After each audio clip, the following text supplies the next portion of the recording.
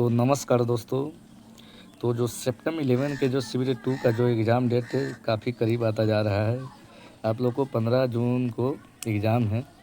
अब मात्र 15वां एक तरह से 16वां दिन एग्ज़ाम है।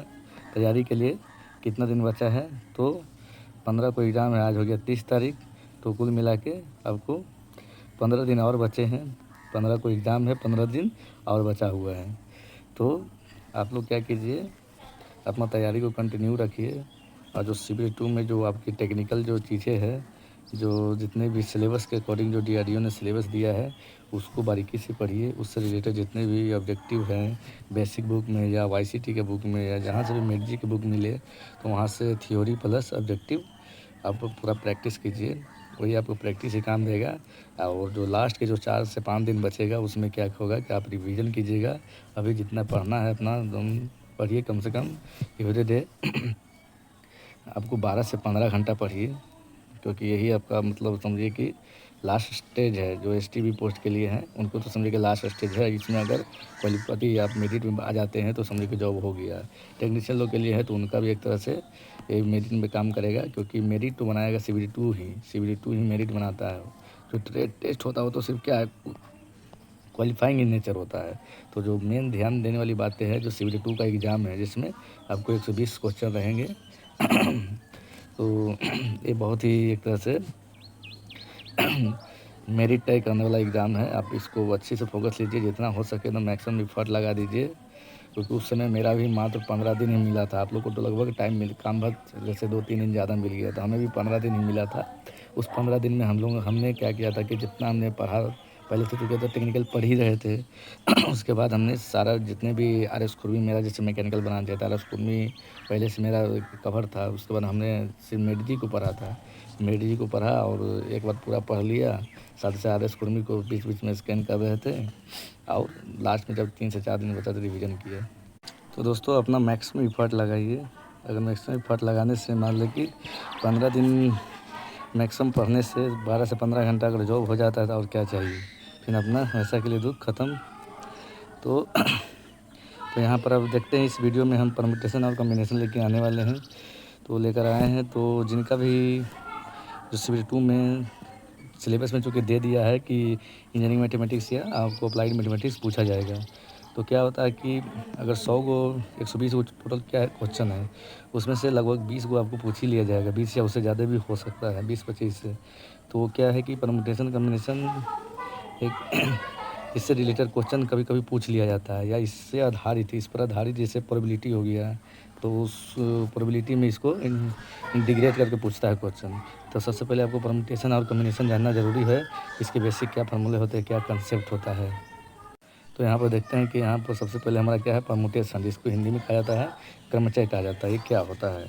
तो क्या होता है कि जब अरेंजमेंट या क्रम जब महत्वपूर्ण हो, तो कहने का मतलब कि जब अरेंजमेंट की बात होती है कि कैसे अरेंज करना है। जैसे मान लिया कि हमारा क्या है, यहाँ पर दिया हुआ है कोई हमारा आम है, कोई मैंगो हो गया, यहाँ पर ऑरेंज हो गया, यहाँ एप्पल हो गया। इसको अरेंज करना है। किसी को चाहिए कि हमको मैंगो पहले होना चाहिए, जैसे 20 को मैंगो हो गया, 10 को आम हो गया और हमारा एप्पल हो गया। इसको अरेंज करना है, कोई बेच रहा है तो इसको अरेंज करने के लिए 3 को अरेंज करना है। तो इसको कैसे अरेंज करेंगे, कितना तरीका से अरेंज करेंगे। तो अरेंज करने के लिए हम लोग क्या होता है, परम्यूटेशन का यूज़ करते हैं कि कितने तरीका से अरेंज करेंगे। तो ऐसे अगर हाथ पर ऐसे लिखे कि हाँ इसको ऐसे करेंगे तो उसको क्या होगा कि हमको दिक्कत होगा कि हाँ निकालने में दिक्कत होगी कि कितना तरीका से करेंगे। लेकिन जब आप फार्मूला लगाते हैं तो डायरेक्ट आपको सेकंड में पता चल जाएगा कि कितना तरीके से इसको अरेंज कर सकते हैं। तो जब अरेंजमेंट की बात आती है दोस्तों, तो हम लोग किसका यूज़ करते हैं, परम्यूटेशन का। जहाँ अरेंजमेंट महत्वपूर्ण हो, जैसे फार्मूला बात करते हैं अरेंजमेंट के लिए परम्यूटेशन का यूज़ करते हैं। परम्यूटेशन का जो P अक्षर है यहाँ NPR हो गया। तो NPR का जो फार्मूला होता है दोस्तों, क्या होता है, n factorial divided by n minus r factorial. ये हमारा होता है कि हमारा परम्यूटेशन का फार्मूला होता है। अभी फैक्टोरियल क्या होता है, तो फैक्टोरियल हमारा क्या है कि यहाँ पर देख सकते हैं कि अगर हमारा सबसे पहले यहाँ देख फैक्टोरियल के बारे में देख लेते हैं कि फैक्टोरियल होता क्या है। तो फैक्टोरियल के इसे हिंदी में कहा जाता है, क्रमगुणित कहा जाता है। जैसे मान लें कि n फैक्टोरियल लिया है तो इसको हम लोग 1 तक ले जाएंगे, इसको घटाते घटाते। जैसे मान लें कि 5 फैक्टोरियल यूज करते हैं तो यहाँ पर देख सकते हैं कि 5 गुने 4 गुने 3 गुने 2 गुने 1, जब तक कि 1 नहीं आए इसको हम लोग गुना करते रहेंगे। जैसे 5 फैक्टोरियल है तो 5 चौके 20 या 7 दूनी 120 ही इसका वैल्यू आ जाएगा।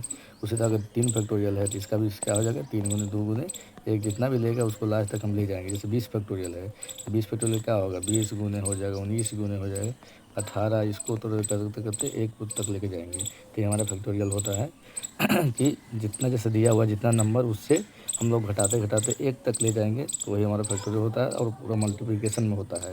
अगर यहाँ खास है कि 0 फैक्टोरियल की जो वैल्यू होती है 1 होती है, 1 माना जाता है। तो ये हमारा फैक्टोरियल हो गया। परमुटेशन हो गया। परमुटेशन में हम लोग जो फॉर्मूला यूज करते हैं तो NPR यूज करते हैं।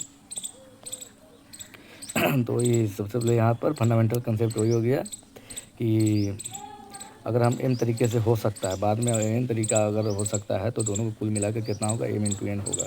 अगर कुल तरीका की बात करना तो यहाँ गुना होगा। जैसे यहाँ एग्जांपल में लेते हैं, एक शब्द को चुनने का तरीका 3 तरीका है, अब पैरेंट को चुनने का तरीका 4 है, तो टोटल कितना होगा, इसको मल्टीप्लाई करेंगे तो 4 3 को 12 तरीके से चूज कर सकते हैं। फैक्टोरियल हो गया।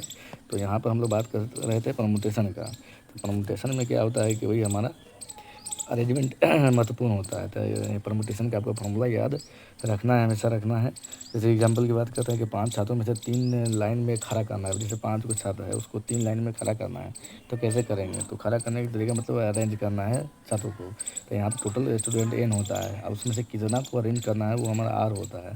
तो जैसे यहाँ क्या हो गया 5p3, तो यहाँ 5 को 5 फैक्टोरियल यहाँ लिखा, डिवाइडेड बाई क्या हो गया 5 - 3 फैक्टोरियल। हमारा 5 को क्या हो जाएगा, 5 × 3 × 4 × 3, 5 × 4 × 3 और क्रॉस 2 × 1 हो जाएगा। डिवाइडेड में क्या आ जाएगा हमारा 5 × 2 फैक्टोरियल। तो चूँकि 5 फैक्टोरियल का भी हम लोग वैल्यू जाने थे कि 120 होता है, तो 120 डिवाइडेड बाई हमारा क्या हो जाएगा 2 हो जाएगा। 2 फैक्टोरियल क्या हो गया 2 गुने 1 तो 2 आएगा। इसकी वैल्यू कितना हो गया 60 आ गया। इसका मतलब कि 7 तरीक़ा से हम लोग इसको अरेंज कर सकते हैं, 7 तरीक़ा से। तो ये है दोस्तों कि परमुटेशन है कि जहाँ अरेंजमेंट हम लोग महत्वपूर्ण होता है वहाँ हम लोग यूज़ करते हैं परमुटेशन का। नेक्स्ट हमारा रहता है कम्बिनेशन का। तो कम्बिनेशन का भी चर्चा करेंगे अभी परमुटेशन पर, और एग्जांपल और कंडीशन देख लेते हैं। जैसे कंडीशनल अगर परमुटेशन की बात करेंगे, किसी विशेष वस्तु को अवश्य शामिल करना है, तो इससे फॉर्मूला जैसे इसका होता है r × n - 1 × p r - 1। जैसे एग्जांपल लेते हैं, जैसे r में टोटल हो गया, n है हमारा टोटल होता है, इसमें से r को हमको करना है। और यहाँ कंडीशन ये है कि एक को शामिल ज़रूर करना है, किसी विशेष वस्तु को शामिल करना है।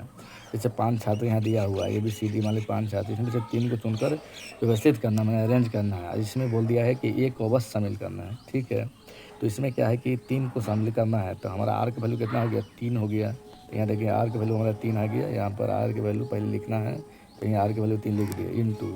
अब क्या है कि एक को तो अवश्य शामिल करना ही है, तो बाकी जो बच गया हमारा कितना बच गया 4 हो गया, क्योंकि अरेंज करने का जो काम होगा वो 4 में होगा, क्योंकि एक तो फिक्स है उसको हम हिला नहीं सकते हैं, तो एक को छोड़ देंगे। तो 5 में से 1 घट गया, तो 5 में से 1 हमारा घटा देंगे p × r की वैल्यू क्या है r 3 को चुनना है, 3 को तो चुनना ही है, साथ ही साथ हमको एक तो फिक्स हो गया है, तो अब तो 2 को चुनना है ना। तो 5 में से 1 4 में से 2 को चुनना है। तो ये जो हमारा प्रोसेस होगा यही इसकी जो वैल्यू होगी यही हमारा इसका अरेंजमेंट का वैल्यू होगा। तो इसको जो सॉल्व करेंगे तो ये हमारा 36 आएगा। तो ये हमारा कंडीशनल हो गया। तो जिसको अगर मान लीजिए कि अवश्य चुनना ही चुनना है तो उसको हम लोग हटा देंगे। फिर अगर बात करते हैं दूसरा में कंडीशन में किसी विशेष वस्तु को शामिल नहीं करना है, एक था कि शामिल करना है, एक है कि नहीं करना है। तो जब हम शामिल नहीं करना है तो उसके लिए फॉर्मूला n - 1 इंटू तो हमारा p × r हो जाएगा, p फैक्टोरियल p r हो जाएगा। जैसे 5 छात्रों में से 3 को व्यवस्थित करना है, सेम है, लेकिन यहाँ एक को शामिल नहीं करना है। तब हमको एक को शामिल नहीं करना है तो 5 था तो BCD मैंने 4 को बचेगा। तब हमें क्या करना है कि 4 में से ही 3 को ही करना है, क्योंकि यहाँ एक को तो हटा ही दिए, एक को मतलब शामिल करना ही नहीं है। और जो बचा 5 में से जो बचा 4 उसी में से न करेंगे, क्योंकि 3 को तो हमको अरेंज करना ही है, एक को हटा देना है। तो टोटल हमारा 4 बच गया, 4 में से 3 को हमको अरेंज करना है, तो 4p3, इसके आंसर हमारा 24 आ जाएगा।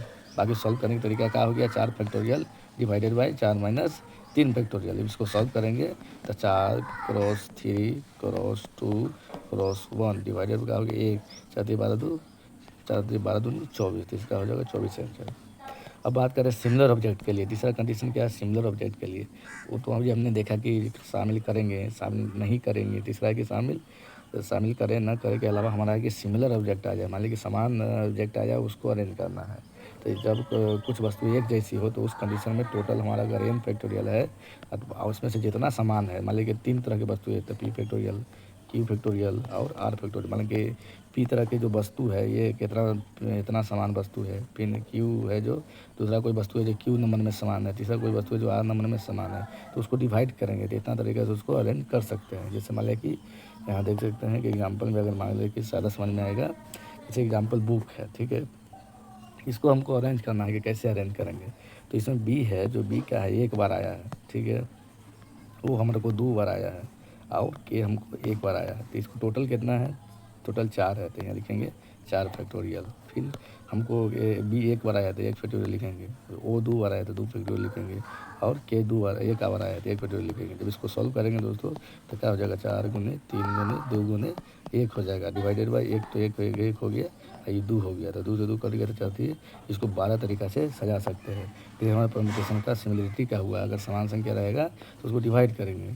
तो यहाँ देख सकते हैं कि याद रखने के लिए परमुटेशन अरेंजमेंट मैटर करता है, जहाँ क्रम महत्वपूर्ण हो वहाँ परमुटेशन लगाते हैं। जैसे ABC है और BSC है, तो दोनों का क्रम क्या अलग अलग है, परमुटेशन में यहाँ दोनों बहुत मायने रखता है। कोई ABC है या कोई BSC है, तो दोनों क्या अलग अलग है। परमुटेशन में ऐसा को 2 कंसीडर किया जाता है, एक कंसीडर नहीं किया जाता, क्योंकि दिस इज अरेंजमेंट। हमने बी को यहाँ बीच में रखा है, यहाँ बी को शुरू में रखा है, यही हमारा परमुटेशन होता है। अब हम बात करेंगे कम्बिनेशन का। कम्बिनेशन जो होता है जो सिलेक्शन के लिए होता है, ओनली सिलेक्शन के लिए, इसमें क्रम महत्वपूर्ण नहीं होता है। तो कहने का मतलब अगर परमुटेशन में कम्बिनेशन की बात करेंगे तो ABC बराबर क्या हो जाएगा, BSC हो जाएगा। क्यों, क्योंकि हमारा कम्बिनेशन में हमें सिलेक्शन चाहिए। हमको मान लीजिए कि हमको 3 लेकिन को सिलेक्ट किए ABC को, तो हम कैसे भी नाम रख सकते हैं, यहाँ से भी लिख सकते हैं BSC को सिलेक्ट किए हैं। तो सिलेक्शन में क्रम महत्वपूर्ण नहीं होता है, ओनली परमुटेशन में क्रम महत्वपूर्ण होता है। कम्बिनेशन में ये सही है लेकिन परमुटेशन में ये सही है।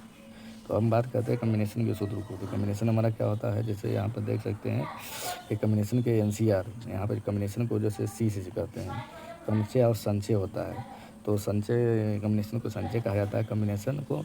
तो यहाँ पर C वर्ड को लिया गया NCR, तो NCR का फॉर्मूला क्या हो जाएगा, तो n factorial divided by r factorial into n minus r factorial, ये हमारा होता है कम्बिनेशन का फॉर्मूला होता है। ये आपको याद रखना है हमेशा कि जहाँ सिलेक्शन की बात आती है वहाँ हम लोग कम्बिनेशन का यूज़ करते हैं। तो यहाँ पे देख सकते हैं जैसे मैंने 5 छात्रों में से 3 को चुनना है, अरेंज नहीं करना है, हमको क्या करना है, सेलेक्ट करना है। जैसे माने 5 को कोई खेल होने जाना है तो 5 को प्लेयर है, उसमें से हमको 3 ही को चूज़ करना है। तो कितना तरीका से चूज़ कर सकते हैं, अरेंज तो काफ़ी तरीका से हो जाएगा, 5 टोटल हो जाएगा, लेकिन जब हमको चूज़ करना होगा कि कितना तरीके से चूज़ करेंगे 5 में से 3, तो वहाँ पर हम लोग कम्बिनेशन का फॉर्मूला लेंगे। 5 हमारा का n हो गया, 80 r की वैल्यू कितना होगी 3 हो गया, तो यहाँ क्या हो जाएगा 5 factorial divided by r factorial, मतलब 3 फैक्टोरियल इंटू 5 माइनस हमारा 3 हो जाएगा, मतलब n माइनस r हो जाएगा। तो ये हमको 5 फैक्टोरियल, तो इसको कैसे लिखेंगे, 5 गुने 4 गुने 3, यहाँ 3 फैक्टोरियल लिख देंगे। क्यों, क्योंकि यहाँ 3 फैक्टोरियल कटने वाला है, तो फिर हमारा 3 फैक्टोरियल हो गया डिवाइडेड बाई 2 फैक्टोरियल। अब 3 फैक्टोरियल कट गया तो यहाँ तो आ गया 5 को 20 डिवाइडेड बाई 2 बराबर कितना हो गया 10। तो इसी तरह 10 हमारा आंसर हो गया। 10 तरीक़ा से इसको अरेंज कर सकते हैं। तो दोस्तों ये हमारा क्या है कि परमुटेशन और कम्बिनेशन का बेसिक कंसेप्ट और फार्मूला हो गया। अगर आपको एक बार ध्यान दे देते हैं तो अगर मान लीजिए आ गया तो वो आसानी से इसको कर सकते हैं। इस पर आधारित प्रोबेबिलिटी भी होती है, प्रोबेबिलिटी नेक्स्ट वीडियो में लेकर आएंगे। तो यहाँ पर मेन डिफरेंस यहाँ पर दोस्तों देख सकते हैं कि क्या है कि सबसे महत्वपूर्ण अंतर हमारा यहाँ पर है कि परमुटेशन और कम्बिनेशन। कम्बिनेशन अरेंजमेंट के लिए यूज होता है कुछ और कम्बिनेशन सिलेक्शन के लिए यूज होता है। इसमें क्या होता है, परमुटेशन ऑर्डर मैटर करता है लेकिन इसमें ऑर्डर डजंट मैटर करता है। परमुटेशन में NPR से डिनोट करते हैं, इसको NCR से डिनोट करते हैं। इन परमुटेशन के जो फॉर्मूला हमको पता था कि परमुटेशन का जो फॉर्मूला क्या है, n factorial divided by n minus r factorial, लेकिन कम्बिनेशन को भी बात करते हैं तो n फैक्टोरियल डिवाइडेड बाई हमारा r factorial into n minus r factorial. दोनों में अंतर क्या है, यहाँ पर एडिशनल हमारा क्या होता है, ये वाला ऐड हो जाता है। यहाँ बात करें परमुटेशन में ABC और BSC क्या है, दोनों बराबर नहीं है, लेकिन इसमें दोनों बराबर है क्योंकि इसमें ऑर्डर मैटर करता है। यहाँ क्या है कि B बीच में है, यहाँ B शुरू में है, तो दोनों दो तरह के हमारा अरेंजमेंट हो गया, लेकिन इसलिए दोनों बराबर नहीं है परमुटेशन में। लेकिन हमारा कम्बिनेशन में क्या होता है कि हमने सेलेक्ट किया, हमने 3 लोग को ही सिलेक्ट किया, ए और B और C को। हम तो B का पहले नाम ले या A के पहले नाम ले, दोनों बराबर है। तो यहाँ पर दोस्तों समझ में आ गया होगा कि परमुटेशन कम्बिनेशन क्या है। तो मिलते हैं नेक्स्ट वीडियो में, तब तक के लिए जय हिंद।